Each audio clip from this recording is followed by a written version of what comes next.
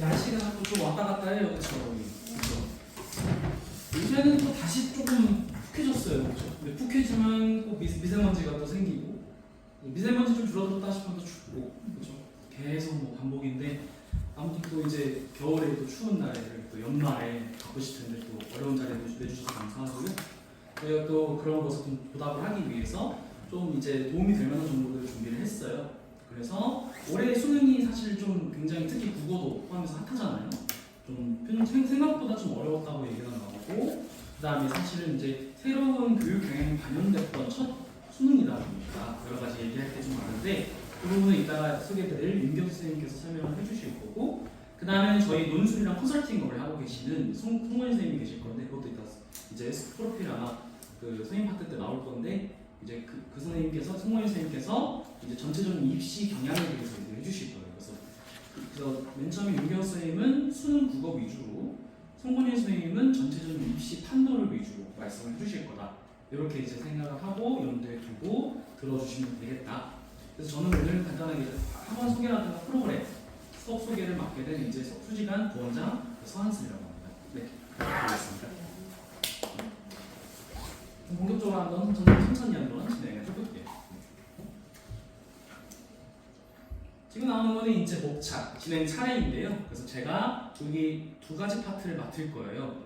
두 가지 파트니까 좀 내용이 많아 보이지만 사실 그냥 핵심만 넣어놓기도 했고, 어차피 또 세부적인 것들은 굳이 구구절절 말씀드릴 필요는 없다고 생각을 해요. 어차피 프린트로 제공도 드렸고 사실은 말로 설명을 들으시는 게 더 낫기 때문에 제가 이제 학원 소개랑 그다음에 수업이랑 선생님 소개를 맡아서 진행할 거고, 윤경수 선생님께서 세 번째 파트 국어, 수능 국어를 말씀하실 거고, 송건희 선생님이 마지막에 입시 논술 전략을 말씀해 주실 거다. 이렇게 네 가지로 구성이 되어 있다고 생각하시면 되겠습니다. 바로 이어서 첫 번째. 네. 무엇이 다른가? 이건 사실 뭐 저희 이런 학원입니다. 이렇게 오래됐습니다. 뭐 이런 거죠. 저희가 식당 같은 데도 보면은 결국은 뭐 원조, 몇 년 전통 이런 곳이 있잖아요. 제가 생각이 드는 것도 뭐 오래돼서 무조건 좋다라기보다는 오래된 곳은 오래된 것만의 이유가 있다라고 생각을 하거든요. 그러니까 사실은 요새 뭐 자영업자도 마찬가지지만은 한 자리에서 오랫동안 유지해서 기업이 유지된다는 것 자체가 사실 굉장히 좀 어려운 일입니다. 학원도 마찬가지라고 생각을 하고 있고, 그럼에도 불구하고 저희는 이제 98년부터 뭐 물론 이제 뭐 중간중간에 이제 소규모로 진행했던 때도 있고 대형으로 진행했던 때도 있지만은 저희가 계속 형태를 유지해가면서 최대한 이제 다양한 학생들, 학부모님들을 저희가 이제 접해보았고, 그리고 다양한 교육적 지식들을 전달하는 게 목적이다. 뭐 이런 겁니다. 저희 뭐 양력이니까요. 이거는 넘어가겠습니다.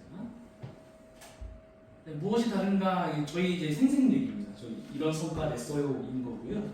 그래서 뭐 전국 1등도 있고, 뭐 아쉽게도 이제 수능은 아니고 모의고사 1등이고, 이 친구는 이제 1등이 나왔습니다. 그래서 저희 고3 애들도 올해 수능을 봤는데 제가 가르친 애들이죠.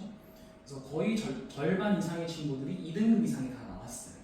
그래서 수능이 좀 어려웠기 때문에 되게 다 80점대가 많긴 하지만은 그래도 이제 학생들이 끝까지 집중력을 유지를 해서 또 이제 결과를 비교적 잘 낼 수 있었고, 지금 이제 예비 고3이 되는 친구들도 굉장히 잘하는 친구들이 많습니다. 잘하는 친구들이 기본적으로 본인들의 능력이 있는 것도 중요하지만 또 사실은 그것을 뒷받침해야 되는 것도 중요하다고 생각을 하거든요.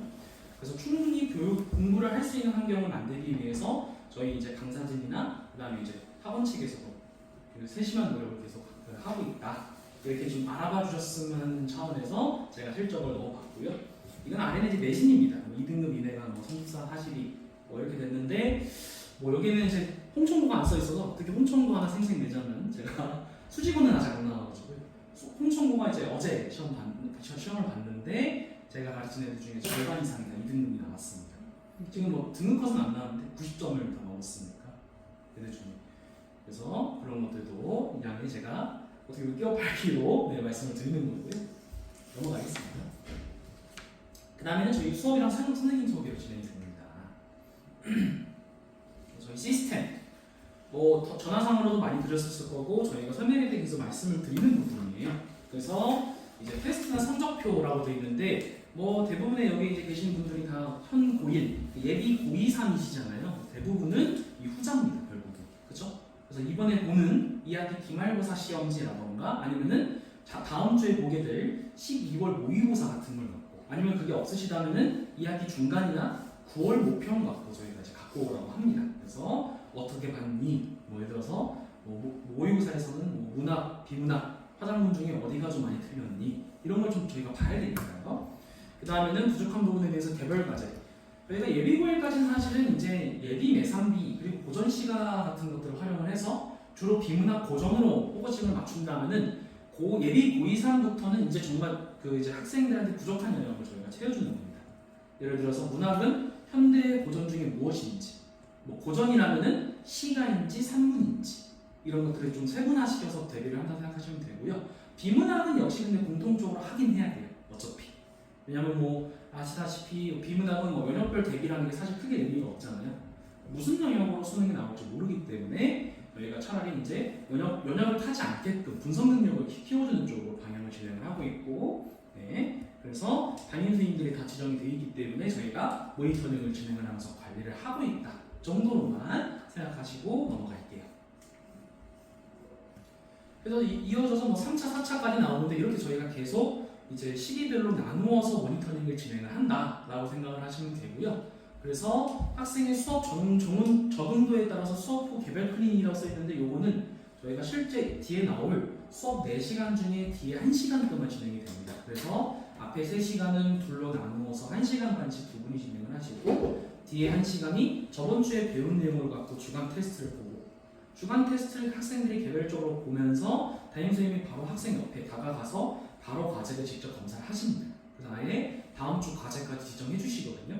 그래서 그런 부분이라고 생각하시면 되고요. 4차는 이제 사실 이거는 일어나지 않아야 할 가능한 그럴 일이지만 학생들 중에서 유독 좀 적응을 못한다든가 아니면 수업 태도적인 문제가 있다든가 이런 경우에는 저희가 사실은 또 추가적인 상담을 진행할 수밖에 없습니다. 그래서 이제 학생들한테 어떻게 보면은 동기부여가 이제 계속 지속적인 그 부여가 필요한 상황인데 그런 부분에 좀 이제 부족함이 있는 경우에는 본인들이 수업을 할 때도 이제 계속 집중을 못하는 경우가 있어요. 그렇기 때문에 결국은 본인도 물론 힘들지만은 본인과 같은 수업을 듣는 친구들한테도 지장이 갈 수밖에 없기 때문에 저희가 정 안 되는 경우에는 재등록을 받지 않는다. 이거는 전체적인 반 분위기 유지를 위해서 필요한 거니까 이제 미리 양해를 부탁을 드리는 거고요. 네, 가능하면 저희 대부분의 친구들은 거의 안 그러고요. 가끔 가다가 거의 학교별 한두 명, 한 명 정도 생각하시면 됩니다. 그보다 더 이제 아예 그런 게 없는 학교도 있고요. 어차피. 그래서 거의 저희가 뭐 회의 때 보면은 거의 학년별로 3개 학년 합쳐서 한 명, 2명인 것 같아요. 그것도 뭐 거의 그냥 분기별로 나오는 정도라 너무 걱정하실 필요는 없습니다. 넘어갈게요. 그다음에 저희 수업 소개라고 되어 있는데 수능 전문반만의 특징이다라고 제가 이제 4가지로 분류를 해서 써놨습니다. 그래서 본인의 등급을 명확히 알게 하고 각 영역별 부족한 부분 이게 이제 매주 저희가 과제식으로 배부를 하게 되는 주간 모의고사를 통해서도 알 수 있고 그게 1차적으로 확인할 수 있는 방법. 두 번째는 저번 주에 진행했던 내용을 갖고 만든 주간 테스트를 보고도 저희가 확인할 수가 있고요. 더불어 추가적으로 저희가 뒤에 1시간 동안 학생들은 시험을 볼 때 저희들은 직접 관리를 한다고 그랬잖아요. 그때 학생들이 해온 과제를 보면 바로 알 수 있죠. 예를 들어서 똑같이 과제를 해왔는데 분명히 풀어왔다고 했는데 답만 체크도 있고 뭐 중간에 푸는 흔적이 없어요. 그러면 뭔가 좀 학생들이 건성으로 풀었거나 아니면은 좀 최악의 경우에는 답을 베낀 경우가 있을 수 있죠. 이런 부분에서의 이제 모니터링입니다. 그런 거고 그 다음에는 아래 1학기 중간고사 때까지는 준비를 하면서 EBS 연계 교재 뭐 특히 예비 고3에 해당되는 얘기긴 한데요. 예비 고3 특히 고3 올라가게 되면은 모든 학교가 어차피 수능 특강을 활용합니다. 이제까지는 출판사별로 다 달랐잖아요. 근데 고3 때는 통일이 됩니다. 대신 다만 학교별로 범위는 다르죠. 예를 들어서 앞에서부터 개념학습, 고전, 현대수는 나가는 학교도 있는 반면에 뒤에 있는 현대소설이나 그 다음에 국수필, 고전 3문을 골고루 같이 내는 학교도 있고 근데 과목은 사실은 다 뭐 화법이니 장문이니 뭐 독설이 이렇게 바뀌거든요. 근데 배우는 내용은 거의 똑같아요. 어차피 수특 받고 합니다. 근데 수특이 문학인지 비문학인지 아니면 화작 언매인지 이 차이만 있을 뿐이에요. 그래서 그런 얘기가 이제 반영이 되어 있는 거고 또 아직까지 좀 중요한 게 선택 과목이죠. 그죠? 수능 같은 경우는 45문제 중에서 34문제가 공통이거든요. 비문학 문학 공통인데 뒤에 11문제가 화작 원매입니다. 그래서 보통 학생들이 이제 화작이 뭐 말하기 방법, 뭐 사회자의 발표, 토론, 장문은 뭐 글쓰기 뭐 이런 것들이 들어있다 보니까 언매는 이 언어가 문법이잖아요. 그래서 대부분의 학생들이 생각하기는 물론 어머님들도 동의할 수 있지만은 화작이 쉽다 생각하시죠. 근데 이번 수능 때 그것이 꼭 아니라는 것을 또 보여줬어요. 네, 물론 그럼에도 불구하고 같은 등급 대비 기준으로 한 3에서 5점 정도 차이 나거든요. 그러니까 언매가 더 낮은 거죠. 그래서 3에서 5점 정도 차이 나는 것은요, 근데 보통 한 문제, 두 문제 정도 더 틀릴 거 아니면 메리트 없다는 뜻입니다, 사실. 그러니까 예를 들어서 저는 언매가 더 점수를 잘 맞는다고 해서 언매 선택했어요 라고 했는데 보니까 언매에서 한 3개 틀리고 이러는 거죠. 그럼 의미가 없어지는 거죠. 그러면 이제 제가 그렇게 얘기하죠. 또 뭐하러 언매했니? 화작해.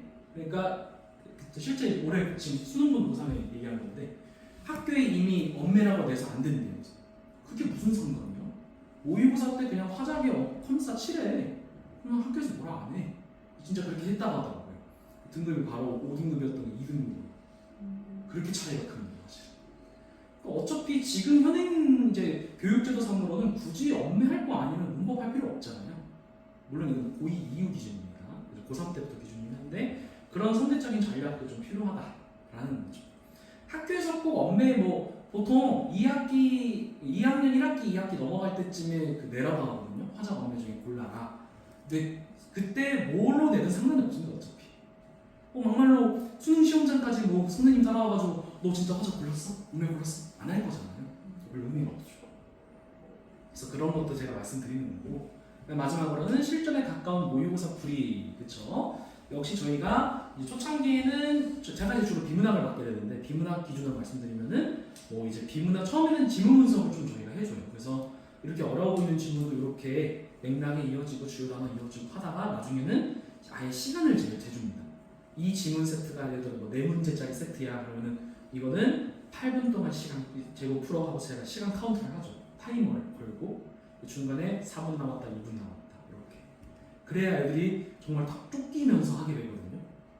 그런 부분에서의 실전 감각 유지도 역시 중요하기 때문에 같이 병행해서 진행을 할 거다라고 알고 계시면 좋겠다. 아래는 아까 전에 페이지 말씀드렸던 겁니다. 3시간 그리고 1시간 이거는 얘기했던 부분이니까 바로 넘어갈게요. 그 다음에 이어지는 거는 뭐 저희가 이제 각 영역별로 이렇게 진행할 겁니다 라고 넣어놓는 겁니다. 그래서 문학은 역시 특히 이제 수능이 이제 유독 그 작년보다도 더 EBS 연계율이 좀 높았단 말이죠. 이따 뭐 자세히 설명해 주시겠지만은 EBS는 사실 안 할 수가 없습니다. 그렇죠? 그래서 수특수완을 활용을 해서 저희가 이제 문제를 진행을 할 거고 수특수완이라는 거는 뭐 단순히 그냥 올해거 수특 이런 것만 얘기하는 게 아니라 전체적인 저희가 최근 몇 개년의 수특을 다 갖고 있기 때문에 자료를 그런 부분도 포함이 될 수 있는 거고 나중에는 이제 저희가 그 외부 모의고사를 활용하기도 하거든요. 보통 애들이 고2 때까지 오다가 고3 때 사설 모의고사를 안 하는 게 3강 있죠. 2강, 바탕, 그리고 이 상상. 이 3가지가 제일 유명하거든요. 저희는 주로 2강을 쓰긴 하는데 그렇다고 2강만 계속 쓰는 게 아니라 그것도 바탕, 상상도 갖고 있기 때문에 역시 여러 가지 자료를 활용할 겁니다. 비문학은 중킬러 문학 유형학습 이렇게 써 있는데 지금 비문학이 이제 이따가도 나오지만은 트렌드가 뭐냐면은 지문이 굉장히 친절해졌습니다. 그래서 개념 같은 것도 너네 데이터 잘 모르지? 데이터라는 것은 이런 거고 이상치라는 거는 이런 개념이야. 다 알려주는데 문제가 어려워요. 문제에 갑자기 새로운 무기가 나오거나 특히 이제 좀 어려웠던 게 뒤에 나오는 동양 철학 같은 게 나오는데 이과 친구들 완전 쥐약이죠.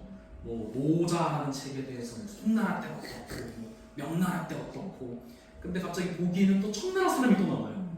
아니 이것까지 물어본다고 싶은 거죠. 거의 4명, 5명이 나오거든요. 그런 다양한 학자들의 견해 뭐 이런 거. 그래서 그런 유형학습이 좀 필요하다. 특히 이제 어차피 뭐 인문, 사회, 과학, 기술, 예술별로 유형은 좀 정해져 있기 때문에 그런 부분에 포커싱을 맞춰서 진행할 거다라는 거고 화작 언매는 저희가 뭐 여기 앞에도 써 있었지만은 여기도 써 있었지만은 잠시만요. 이전에 네 여기에 문학 비문학은 써 있는데 화작 언매가 없잖아요. 이거는 개별 관리입니다. 그래서 따로 개별 교재를 선정해서 과제를 내주는 건 당연한 거고 어차피 저희가 이 뒤에 1시간 공통 개별 클리닉 갖고 해결이 안 되면 주중에 또 부르기 때문에 그때 좀 추가적으로 좀 진행을 한다고 생각하시면 되고요. 사실은 화작 업무는 어머님들도 아시겠지만은 이거는 문제풀이가 좀 베이스가 돼야 됩니다. 뭐 이렇게 유형을 분석하고 뭐 이렇게까지는 아니고요. 어려워졌다고 하지만은 비문하고 하이보안이기 때문에 화작 같은 경우는요. 그래서 이렇게 나눠서 진행합니다. 그래서 다시 넘어가면은 네, 그래서 화작 업무까지 설명을 드렸고 과제는 공통과제 플러스 개별과제다라는 거고 이 시중교재 개별과제에서 학생별로 취약 포인트에 맞춰서 서점에서 책을 사오라고 할 겁니다. 그런 내용입니다. 그리고는 자, 마저 뒤로 넘어갈게요. 그 다음에 저희 강사진 소개입니다. 그래서 저도 있죠.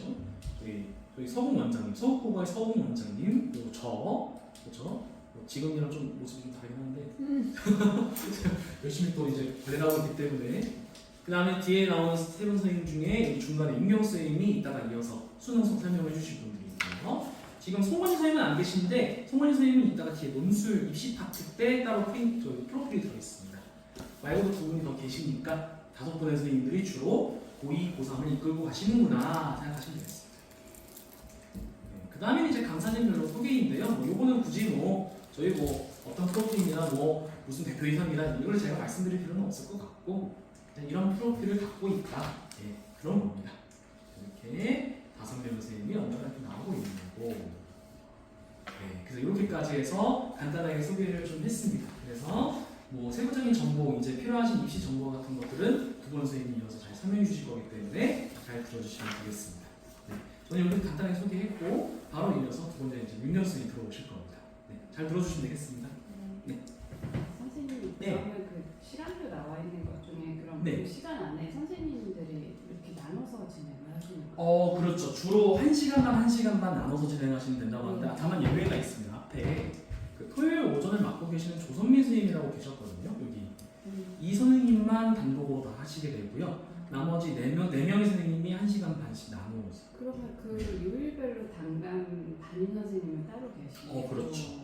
아, 그렇죠. 그래서 저랑 예를 들어 전화 원장님 같은 경우는 이제 목요일 반을 하고 있고 이제 나머지 선생님들이 주로 이제 주말에 맡아서 하고 있고 이렇게 생각하시면 되고요.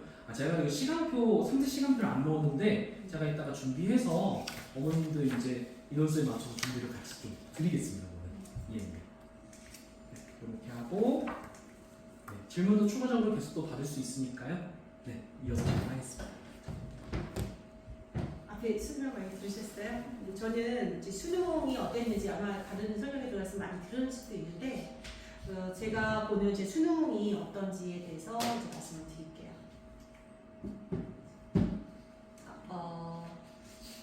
제가 잘못 들었어요.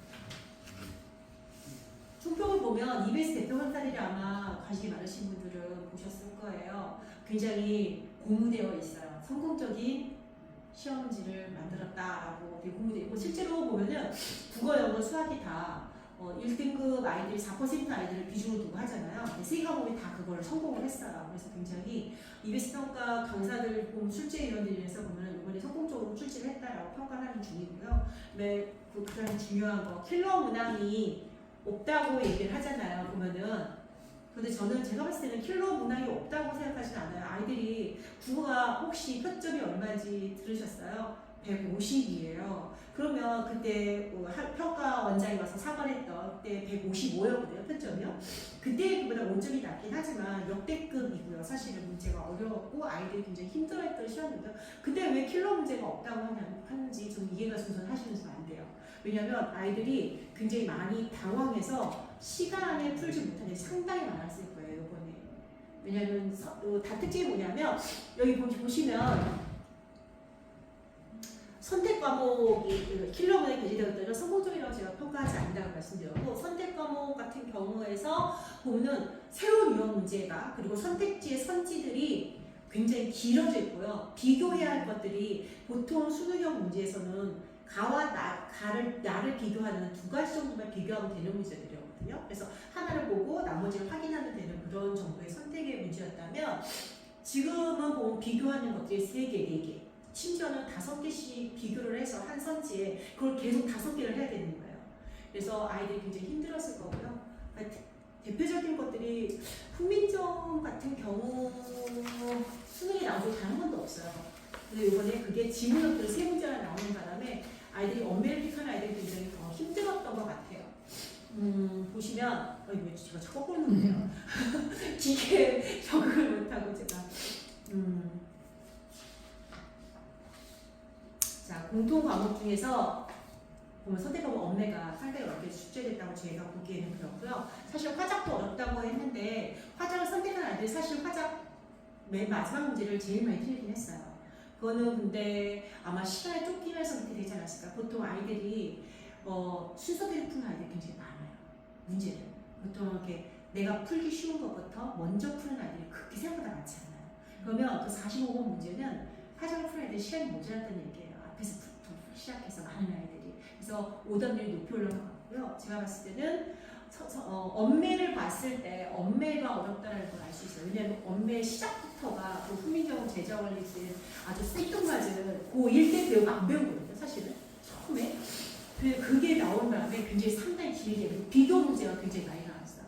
그래서 많이 힘들었을 것 같고요. 특히 이과가 이미 편중되어 있잖아요. 그런 이과를 선택하게 대부분 다 엄매를 택했기 때문에 더 아마 여기서 많이 시간을 끌었을 것 같아요. 그래서 아이들이 그렇게 했을 것 같고 문학은 7개의 지문 중에서 출제가 된 것 중에 작품 중에서 3개의 지문 EBS 지문이 나왔어요. 그러니까 예년의 비중과 큰 차이는 없어요. 사실은요. 문학은.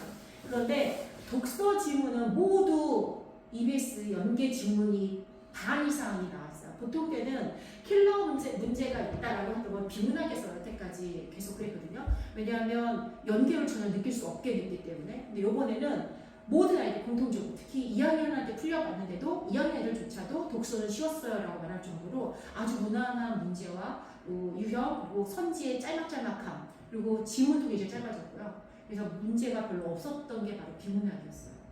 근데 문학이 이제 선지가 엄청나게 길어지고 비교할 게 많아지면서 힘들었고 그다음에 킬러 문화 없지만 아까 말씀드린 것처럼 선택지들이 너무나 많이 비교해야 되고 길었기 때문에 시간 싸움에서 진 아이들이 많았을 거라고 봅니다. 그리고 그래서 비교해보면 여기 말씀하신 살짝 크레딧이요 사실 이거 분명히 시간이 모자란 아이들이 대부분이었다는 뜻이고요. 공통적으로 보면은 10번, 15번, 30번이 이제 아이들이 많이 어려워했던 문제인데 이 중에서 재미있는 거 보통은 1, 2, 3위를 택하는 그 선택 상위에 있던 게 다 비문학이었어요. 지금까지는 오답률이. 근데 여기서는 보면은 문학이 2개나 들어갔어요. 비문학은 딱 하나고요. 그래서 이런 거 봤을 때 문학이 상당히 아이들한테 어렵게 느껴졌을 거라는 거고요. 그 다음에 이번에 보면 이제 1등급이 보시면 아시겠지만 이렇게 80점대에 머물러 있어서 근데 중요한 거는 표준 점수예요. 146은 이건 처음에 제가 봤을 때인데 지금은 마지막 최종 거의 발표 나온 건 150이더라고요. 점점 더 이제 그렇게 될 것 같고 이제 문제 유형을 좀 보여드릴 건데 어떻게 어려웠는지 보여드리려고 해요. 응시 인원이 줄었잖아요. 사실 아이들이 계속 주는 추세니까. 근데 올해는 보면은 많이 줄지는 않았어요. 그죠? 1000명 정도 줄었는데 근데 그 중에 졸업생이 거의 30%에 육박해요. 그러니까 이번에도 최상위 애들은 대부분 아마 졸업생이지 않았었을까라는 생각이 들어요. 근데 또 국어는 또 근데 여학생들이 좀 강해요. 등급을 분포들을 보면요. 남학생들이 아무래도 수학이 좀 더 많이 치중을 하고 국어에 좀 약한 모습을 많이 보이는 게 맞는 것 같아요. 그리고 자 이제 시험지를 이제 보시대요. 얼마나 이제 평범했는지 보시면 A 기법과 B 기법 해서 나오는 아주 일반적인 그 출제 유형이에요. 근데 요걸 좀 어려워했어요. 10번이요.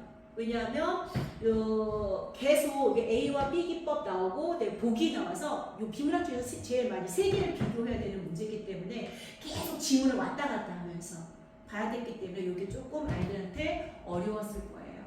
그리고 그래도 유형은 다 똑같았기 때문에 자 여기서 보면 이제 애들이 많이 어려웠다고 하는데 이거는 사실은 왕한서 오직 얘기는요 아이들이 항상 어려워하는 얘기인데요. 여기 지문에 보면 여기는 안 나왔지만 사상가들이 5명이 넘게 나와요. 근데 보기 한 번 더 또 다른 인물까지 해줬어요. 그래서 이걸 비교하는 문제가 나왔기 때문에 이것도 시간이 많이 필요했었고 각 입장들을 잘 파악해야 될 유형이기 때문에 이런 문제들이 굉장히 많았다는 거죠. 그리고 현대소설인데 이 소설이 이 30번 문제가 가장 말이 많았어요. 왜냐하면 비연계 문제이면서 지문이면서 동시에 뭐였냐면 이 갈등을 묻는 문제인데요. 문제가 갈등이 좀 명확히 안 나와요, 본문에. 그래서 이거 읽어내기가 좀 쉽지 않았을 거예요. 그래서 가장 많은 아이들이 많이 힘들어했던 문제예요. 네, 전혀 예상치 못한 작품이 나왔어요. 그건 정말로. 그리고 이제 엄매 아까 말씀드린 것처럼 이렇게 보면은 다 비교하는 게 다르죠. 문학마다. 그래서 이걸 하나하나 다 보면서 보면은 굉장히 어려웠는데 내용 자체는 안 어려웠거든요. 근데 아이들은 공부한 지 너무 오래됐기 때문에 이게 뭐지? 왜 이런 게 나왔지? 라는 당황 때문에 좀 시간이 많이 걸려서 힘들었어요. 그래서 애들 멘탈 관리가 굉장히 중요했던 것 같아요. 이번 시험은. 그리고 이제 화작 아이들 어려웠던 거 보시면 가장 길었어요. 문제 중에서 선택 과목 중에서. 이게 시간이 좀 많이 갔을 거다라고 봅니다. 그리고 이제 앞으로 그러면 이번에 고3이 되는 아이들은 어떻게 공부해야 되느냐라고 본다면 제가 봤을 때는 올해 같은 기조로 국영수 모든 과목에 갈 것 같아요. 제가 보기에 이미 너무 성공해서 고무되어 있기 때문에 그쪽으로 갈 수밖에 없고 그다음에 아시죠? 교육 정책이 정권과 같이 맞물려 갈 수밖에 없기 때문에요. 이 기조가 바뀌지는 않을 것 같고 오히려 선택지는 조금 더 길어지고 복잡해지는 게 문학에서 힘이 실릴 수밖에 없어요. 그래서 독서는 지금과 같은 경우로 간다면 EBS 연계고정을 열심히 해도 큰 문제는 없을 거예요. 거기다 이제 기출문제를 이제 부가적으로 보강을 한다면 독서는 오히려 공부하기 덜 힘들 것 같고요. 근데 대신에 이제 문학이 문제예요. 지문 연계율이 50% 미만이고요. 그리고 상당히 선지들이 길어지고 복잡해지니까 어휘력이라던가 감상 분석 능력을 갖추지 못하면 좀 많이 올해도 문학 때문에 아이들이 발목을 많이 잡힐 걸로 예상이 되기 때문에 문학이 좀 더 신경을 많이 써야 될 것 같아요. 그래서 문학은 EBS 교재를 하되 분명히 해야 되지만 기출 문제라던가 외부의 작품 그리고 뭐 일각에서는 리트 문제 유형이 나왔다고 그러는데요. 그건 제가 봤을 때는 그냥 그게 나지. 오히려 제 생각에는 내신형 문제를 잘 푸는 아이들이 유리할 것 같아요. 지금 내신형 그 선택하고 비교하는 것들이 많다고 말씀을 드렸잖아요. 내신형 문제가 딱 그렇거든요. 그래서 오히려 내신형 문제처럼 잘 끊어서 선지를 읽고 비교해보는 그 연습을 좀 많이 해서 문제 선지를 보는 능력을 키워야 될 것 같고요. 네, 보면 이번에 뭐 교차 지원 이런 것들을 다 뭐 없애고 공통을 하겠다, 막 이번에부터 적용하겠다 이런 얘기가 나오는데 그래도 문과생 아마 의대는 못 갈 거예요. 의대는 절대. 왜냐면 각 학교에서 고려대 논술 구하라잖아요. 되게 오랜만에. 이런 것들처럼 가산점이라던가 논술이라던가 뭐 이런 다른 면에서 아이들을 충원하려고 좋은 아이들을 뽑으려고 다른 방법 학교에서 분명히 자구책을 구할 거라는 예상이 되기 때문에요.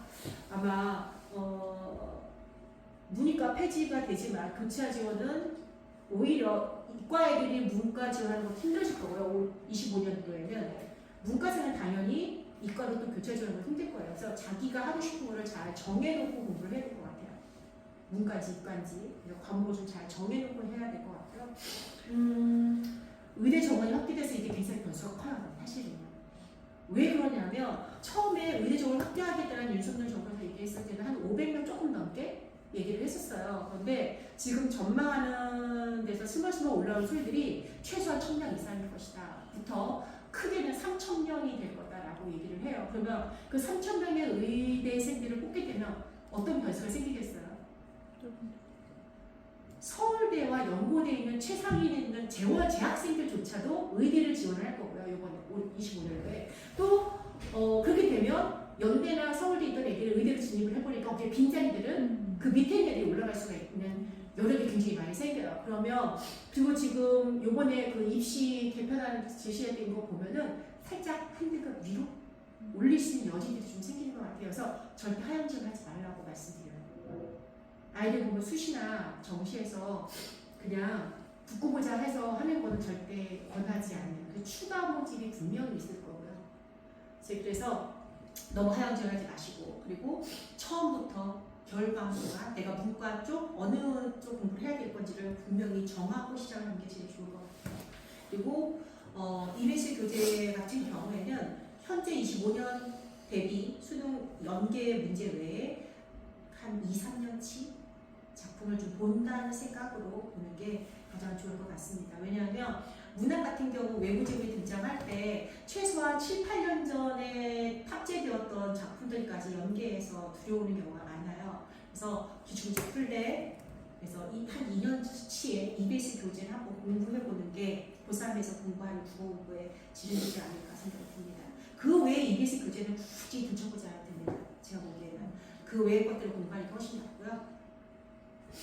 그리고 뭐 특히 제가 이렇게 길게 말씀드릴 건 없고 사실은 문제는 아이들이 풀어야 되는 거고 어머니께서는 아이들한테 뭘 해줘야 되는지를 보셔야 되고 궁금하신 거니까 그래서 아까 말씀드린 것처럼 평가와 기출문제 학습하는 게 제일 중요하고요. 그래서 기출문제집을 보고 역량이 된다면 저는 항상 10년치의 기출문제집을 풀게 하라고 말씀을 드려요. 유형이 다르지만 문학은 특히나 볼 수 있는 게 좋겠습니다. 비문학은 10년치 앞으로 되지만 문학은 10년치의 문학을 분석해보는 필요하고 유형의 변화, 흐름을 좀 알면서 그러면서 봐야 될 것 같고요. 수특이나 수학, 이게 바로 EBS 연계 문제니까 독서 문학에 좀 집중해서 공부를 해야 될 것 같아요. 2년치는요. 그리고 스스로 고민하고 생각하는 오답 정리 굉장히 중요합니다. 문제만 풀고 채점만 하는 공부는 절대 공부가 될 수 없고요. 저희 학원에서도 지금 제가 생각하고 있는 건 오답 정리하는 걸 좀 더 강화시키려고 해요. 그래서 선지 유형을 봤을 때 내신도 그렇고 아이들한테 지금은 오답을 정리할 때 쓰게 하고 있거든요. 근데 시간이 너무 많이 걸리더라고요. 아이들이 고치기 힘들어요. 그래서 녹화를 하려고요. 영상 찍어서 보내라고. 왜 선지 1번이 왜 틀렸는지 내가 설명해서 녹화해서 보내라고 하라거든요. 그게 되게 중요한 거예요. 스스로 생각할 시간을 갖는 게. 그래서 다음에 내가 그걸 실수하지 않는 게 제일 중요하니까 이제 그런 연습을 자꾸 본인도 스스로 하는 게 제일 좋을 것 같습니다. 이런 공부가 된다면 그리고 자기가 목표한 시간이 아니라 분량만큼 공부하는 게 제일 중요합니다. 시간이 중요하지 않습니다. 사실은. 그래서 목표한 시간에 시작하는 공부 그리고 분량을만큼 내가 목표한 분량만큼 하는 공부가 되는 3학년 한 1년이 되어야 될 것 같습니다. 자, 저는 이제 여기까지 말씀을 드릴 거고요. 그다음에 이제 입시 관련 부분은 논술 선생님께서 이야기를 해주실 거예요. 사실은 올해 뭐 어쩌고저쩌고 말을 해도 수시로 거의 70% 가까이 했잖아요. 그렇기 때문에 수시를 하면서 정시를 준비하는 거기 때문에 수시 전략과 그리고 학생부 어떤 것도 중요한지는 이제 논술 원장님께서 이제 말씀을 해주실 겁니다. 전 짧게. 안녕하십니까. 저는 서구국어에서 입시하고 고3 논술을 맡고 있는 승관입니다. 우리가 이 귀중한 시간에 어떻게 보면 이렇게 와 있는 곳은 우리 자녀를 지금은 다 필요 없고 인솔을 시킬 수 있느냐 이 부분인데 그런 어떤 측면에서 12월은 정말 중요한 시기라고 보시면 됩니다. 특히 예비고3 어머님들 같은 경우 이 시기에 결정해야 될 것이 한두 가지가 아니죠. 첫 번째 같은 경우 가장 중요한 것은 지금 안 그래도 1시에 예비고3 어머님하고 상담을 했는데 만약에 사탐이나 우리 탐구 과목에서 탐구는 뭘로 결정을 해야 될지 또 아직 결정을 안 했고 그 다음에 국어 같은 경우도 언어를 선택할지 화작을 선택할지 이것도 결정을 안 했고 고등학교 만약에 2학년 올라가는 어머님들은 우리 아이가 과연 문과로 갈지 이과로 갈지 이 부분도 아직 결정을 안 했고 거기에다가 또 조금 더 한 단계 더 나간다면 제2외국어를 볼지 안 볼지 이런 어떤 부분들 그 다음에 여러 가지 어떤 그런 부분들이 있죠. 그런 부분들을 12월에 결정을 해 주셔야 되는데 특히 이 12월에 한번 보시면 전체적으로 한번 놓고 보시면 역대 지금 이제 불수능이라고 보시면 돼요. 그러니까 재학생들 같은 경우 지금 이제 상담을 해보면 재학생들은 올해 같은 경우도 그렇고 재수생들한테 확실히 수능은 밀린다라고 보시면 되고 특히 국어 같은 경우 표점이 지금은 작년도 같은 경우에는 134점인데 2024학년도는 150점이라고 보시면 돼요. 그러니까 수학보다도 훨씬 어려웠다고 수학이 올해 148점인데 150점이고 특히 영어 같은 경우가 1등급이 작년 같은 경우는 7.8%고 2등급이 22%까지 나왔는데 올해 같은 경우에는 1등급이 4.7%라고 보시면 되고요. 그러니까 역대급 어떻게 보면 수능이었다라고 보시면 되고, 그런 측면에서 우리 아이가 과연 이 수능을 할 수 있는지 없는지 이 판단도 지금 하셔야 되는데, 지금 우리한테 가장 중요하게 논술 같은 경우는 잠깐 놔주시고,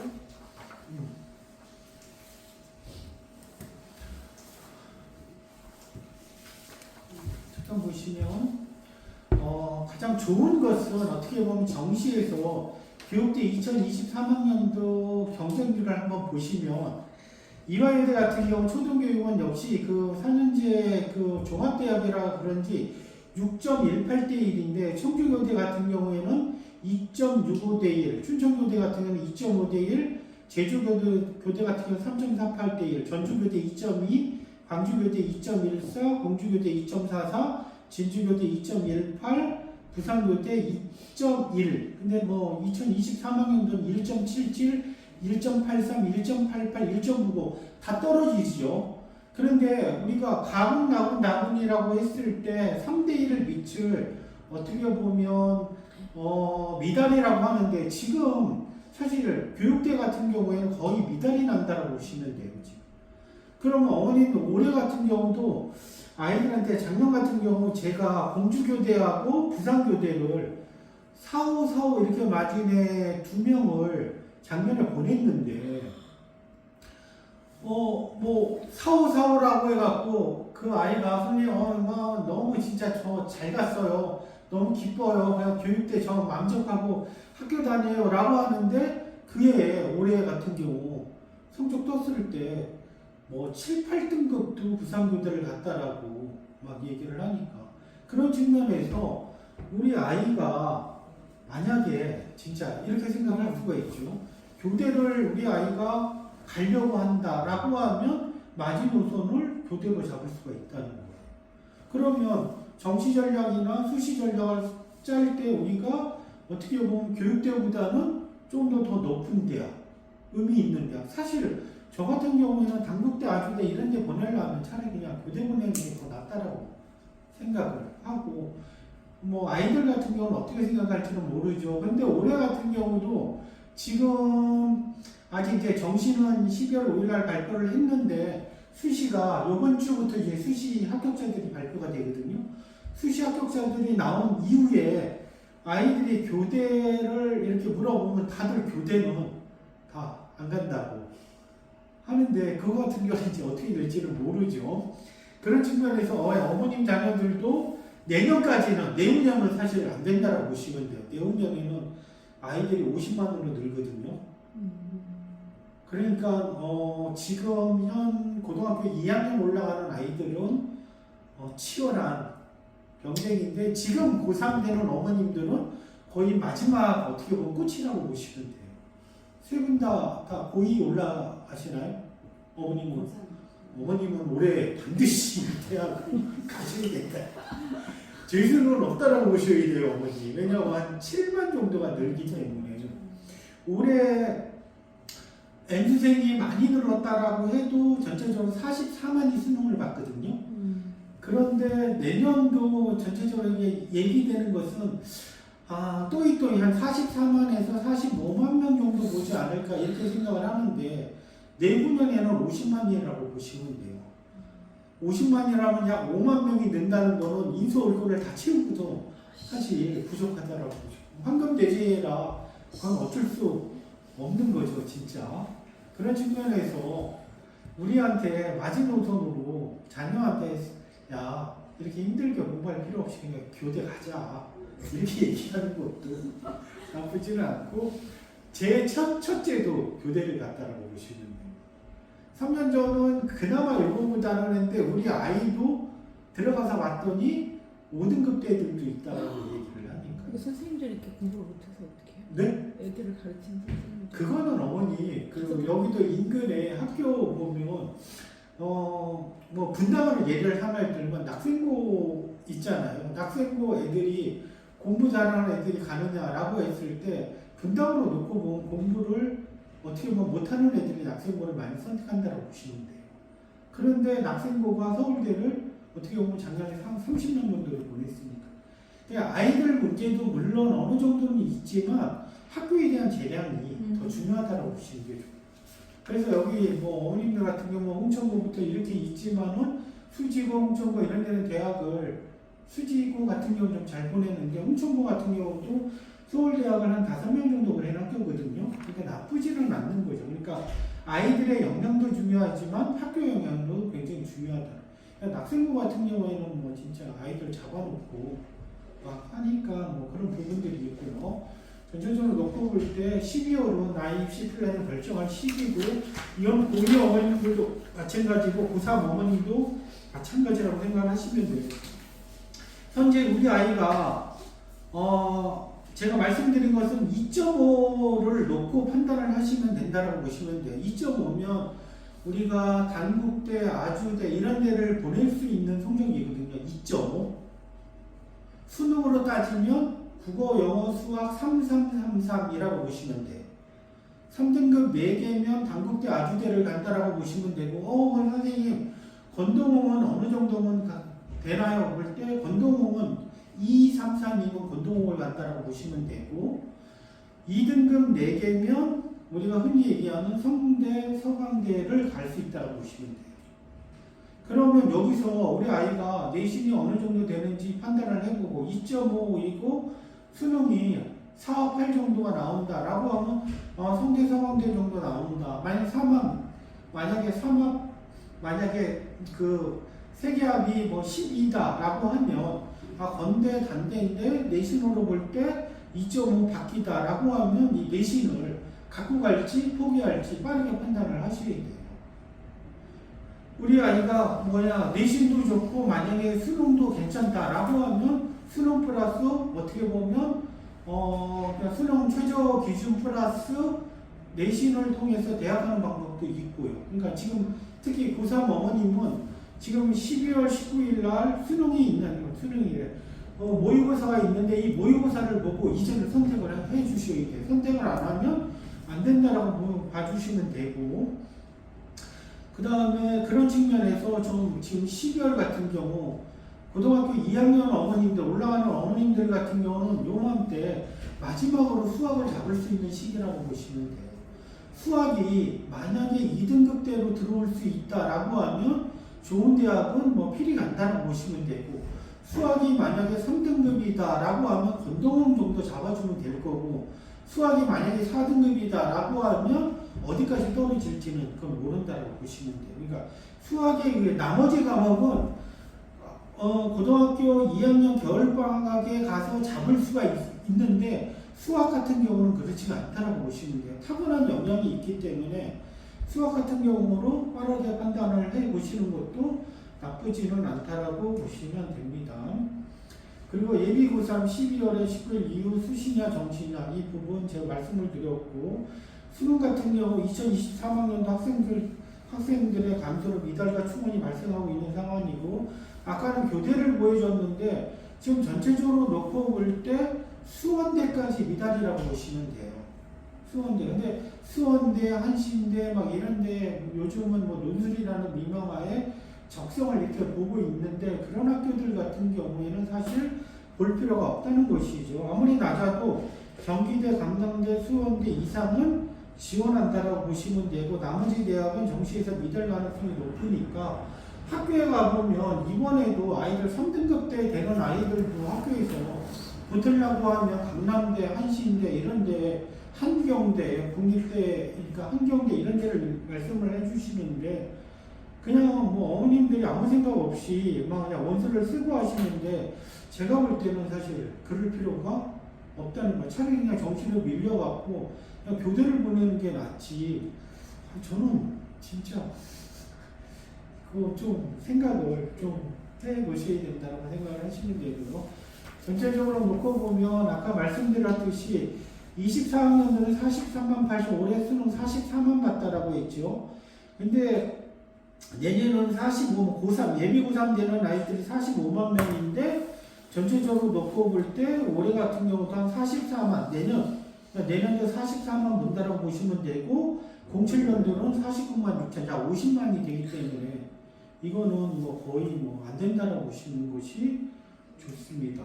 그리고 전체적으로 학생부 간소화됐기 때문에 다른 거 다 필요 없고 뭐 무엇이 중요하냐 옛날에는 우리가 그냥 전공 적합도가 굉장히 중요하다고 얘기했는데 지금은 그냥 내신 학생부 종합도 내신에 의해서 당락이 결정된다라고 보시면 그래서 지금은 학생부 교과하고 학생부 종합의 어떤 차이가 그렇게 크지 않다라고 보시면 됩니다.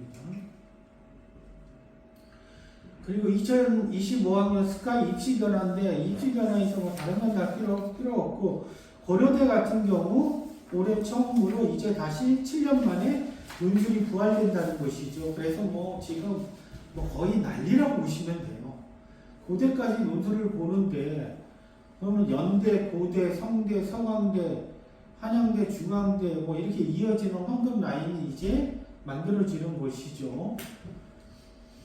그리고 2025학년도 고려대가 어떻게 보면 논술 실시로 최상위권 학생들 수시 6회 관련 지원 전략이 수립이 필요한데 만약에 고려대가 이제 논술로 만약에 이렇게 쓰면 아이들 같은 경우 전체적으로 밑에 있는 대학들은 경쟁률이 좀 낮아진다라고 판단하시는 것이 좋을 것 같습니다. 왜냐하면 일본 같은 경우 연대 같은 경우에는 거의 뭐 100대 1이 넘어가니까 이거 그러면 뭐 사실 논술 같은 경우는 기본적으로 연대, 고대, 성대, 서강대는 61대 1이 넘어가거든요.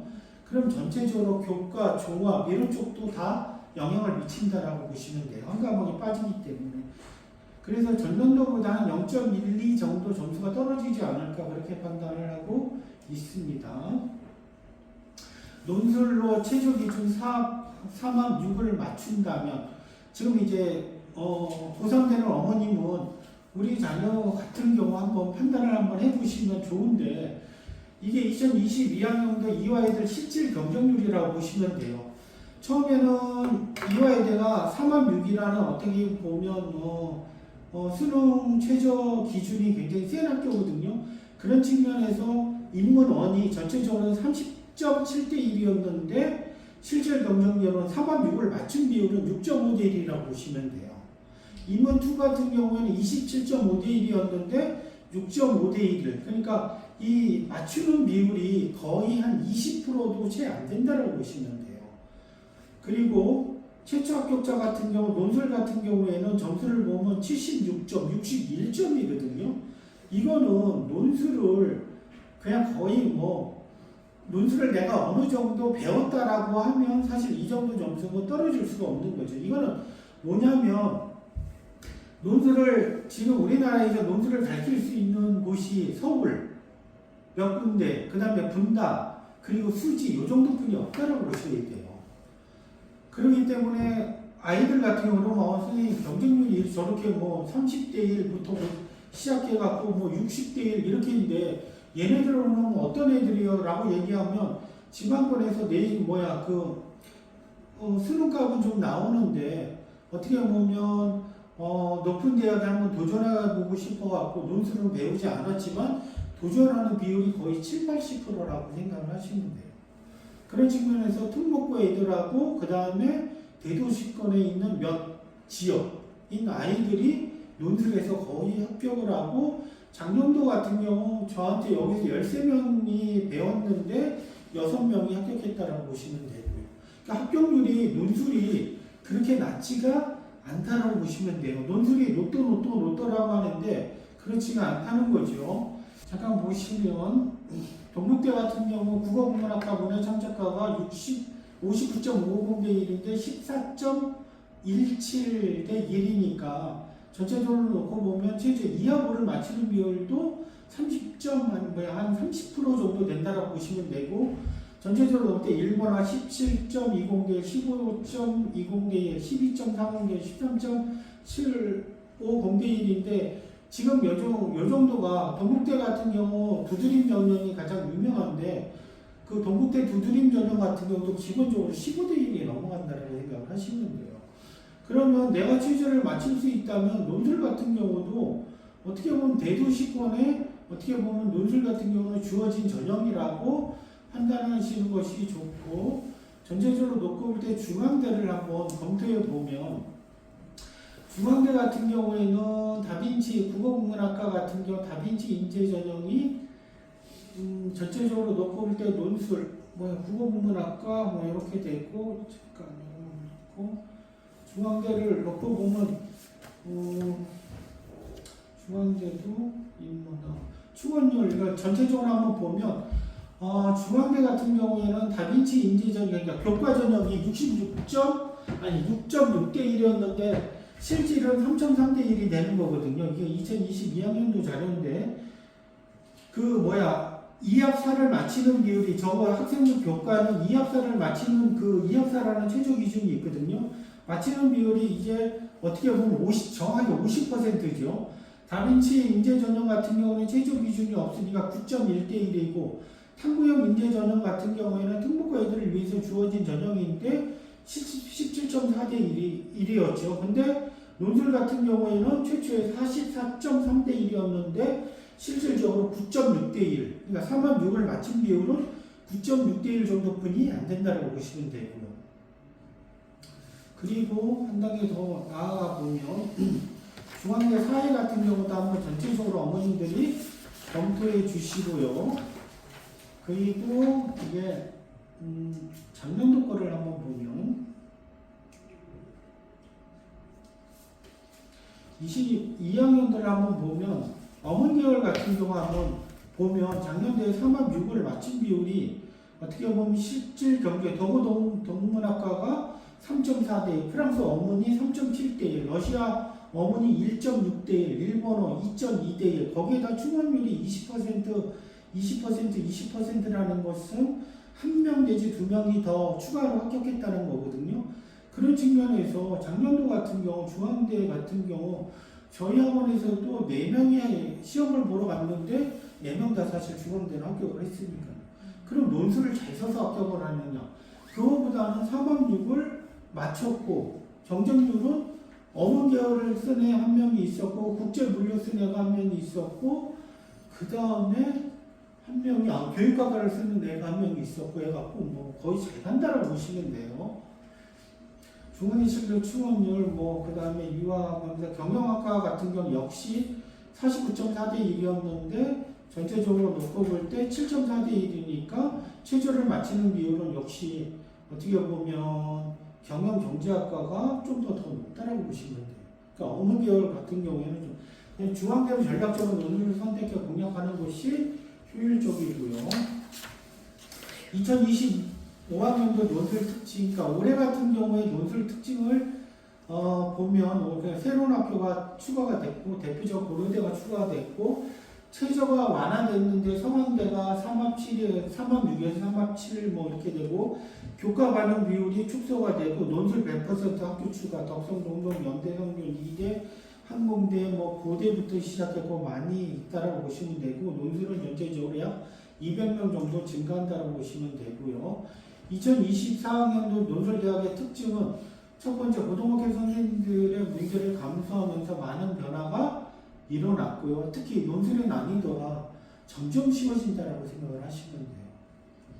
그래서 아이들 같은 경우 논술을 배우면 자기들이 처음에는 논술에 대해서 낯설어하지만 진짜 자기네들 논술을 써보면 선생님 이게 성균관대 외대 이런 데 써보면 이게 진짜 이걸로 선생님 진짜 판단하는 거 맞아요 라고 하는데 그걸로 사실 판단한다라고 보시면 돼요. 그만큼 논술은 난이도가 너무 쉬워졌다라고 보시면 되고 첫 번째 또 좋은 것은 교과에서 무조건 출제가 되고 두 번째는 문제 난이도 조절로 지금 문제 파악보다는 잘 쓰는 논술이 우위에 있고 지방권은 논술 접근하기가 어려운 관계로 서울과 분당 수시 정도 논술 준비한다라고 보시면 되고요. 학점보다 최저가 있는 학교들은 오히려 경쟁력이 떨어질 수도 있고요. 학교마다 출제 유형이 다르기에 지원하는 대학에 초점을 두고 논술을 그러니까 지금은 우리가 논술 보는 학교가 40개 학교거든요. 근데 여기서 논술을 많이 합격하는 어떤 이유는 다른 것이 아니라 얘네들은 빠르게 자기가 할 대학을 결정을 하고요. 논술에서. 그리고 그 대학만 집중해서 논술을 공략한다라고 보시면 됩니다. 전체적으로 논술 모집 그 변화만 잠깐 보시면 되는데 고려대 같은 경우, 이 고대 같은 경우에는 전체적으로 4, 8이라고 보시면 되고요.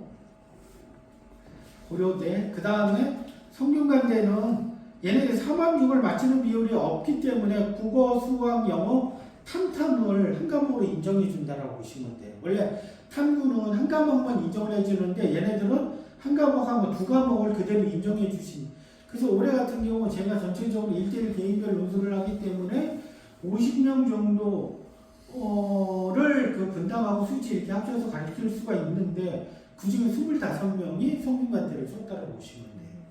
왜냐하면 탐탐 영어, 탐탐 국어, 탐탐 수학 이렇게 해갖고 3만 6을 맞춰갖고 나는 시험을 그래서 아무리 공부를 못해도 아 성균관대를 쓴다 이렇게 판단을 해보시면 되고요.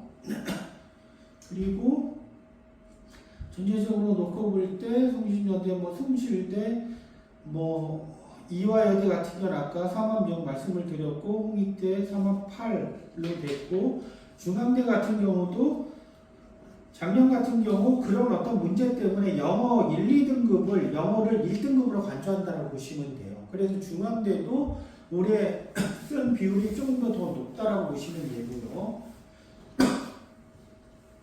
경기권 같은 경우에는 뭐 여러 가지 어떤 학교들이 있지만 최저가 없는 대학이 뭐 거의 가천대, 경기대, 당국대 뭐부터 시작해서 아주대 뭐 이런 인하대 이런 대학들이 있다라고 보시면 되고요. 전체적으로 한번 보시면 되고 23년 논술 학생 50명 중 26명 논술로 합격을 했고요. 전체 대도시권, 서울권 16개 학종이 전체적으로 학종 같은 경우에는 전체적으로 교과도 그렇고 학종 같은 경우도 그렇고 수능이 40% 우리가 보내려고 하는 학교들은 수능이 40%로 확대되면서 논술은 좀 더 증가했는데 그러면 교과하고 종합은 어떻게 보면 줄어들었기 때문에 그만큼 대도시권에서 어떻게 보면 학종으로 대학을 가기가 좀 어려워졌다라고 보시면 되고요. 제가 지금 하는 거는 1대1 개인별 개인 논술의 특징과 93시간표인데 전체적으로 놓고 보면 휴지간 같은 경우에는 목요일 6시하고 일요일 10시 타임이 있다라고 보시면 되고요. 1대1 개인별 논술이라 당일 첨삭을 최소 6회 정도 진행한다고 보시면 됩니다.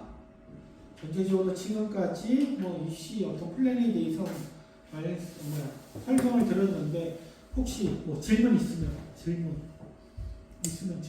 해주시기 바랍니다. 질문 없나요? 자연별로 안 하셔가지고. 네. 보상법원님은 질문 있으신가요? 자연계열. 다 자연. 그래요? 네. 자연계열 같은 경우에는 올해도 이과에서 문과 침공이 올해도 심할 거라고 예측을 하거든요.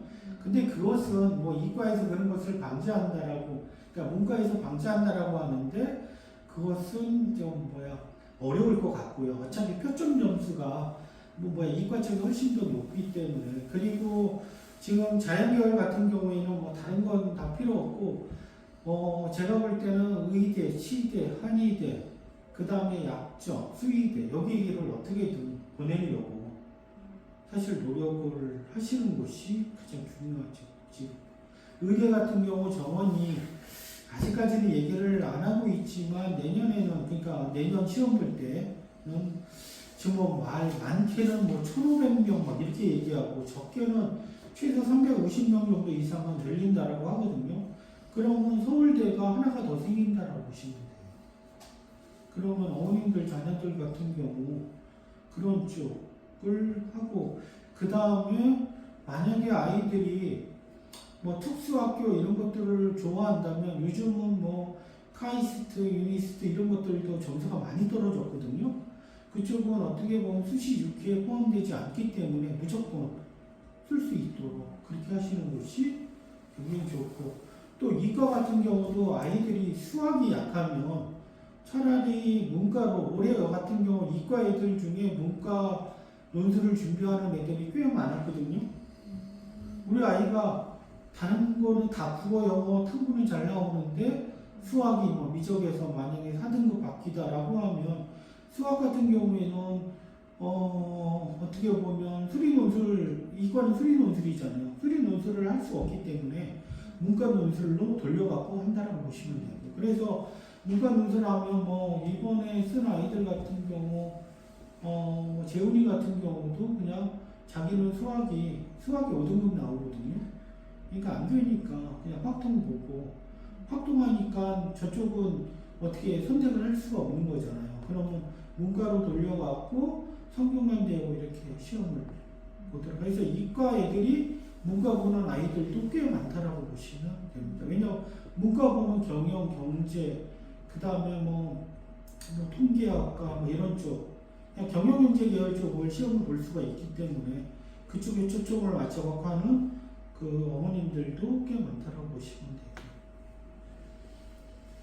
또 정시로 밀리면 교대는 이과 애들이 가기가 더 표점이 높기 때문에 훨씬 더 유리하다라고 보시면 돼요. 이과 뭐 자연계 뭐 해도 질문하셔도 돼요. 자연계 같은 경우 가장 궁금한 어떤 뭐 자연계는 다른 건 다 필요 없고 미적이나 대부분 미적을 선택을 할 건데, 미적을 올 겨울방학에 어느 정도까지 끝내서 아이가 수학이 어느 정도까지 나오느냐가 거의 대부분 합격의 관건이라고 보시면 되고, 특히 수학 같은 경우 우리 아이가 1등급의 최상위권을 맞출 수 있다면 거의 뭐 표점이 수학이 가장 높거든요. 그러면 뭐 가장 높은 대학을, 그러니까 뭐 영어 3등급 맞는다라고 해도 수학이 진짜 점수가 거의 뭐 만점에 가까이 나온다면 표점 자체가 워낙 올라가기 때문에, 그러니까 1등급도 같은 1등급이 아니라고 보셔야 돼요. 그러니까 일치한 이런 데 보내려고 하면 수학 같은 경우 그런 측면에서 좀 최고치를 좀 찍을 수 있도록 그렇게 어머님들이 겨울방학에 하면 좋을 것 같습니다. 네, 이상으로 마치겠습니다. 네.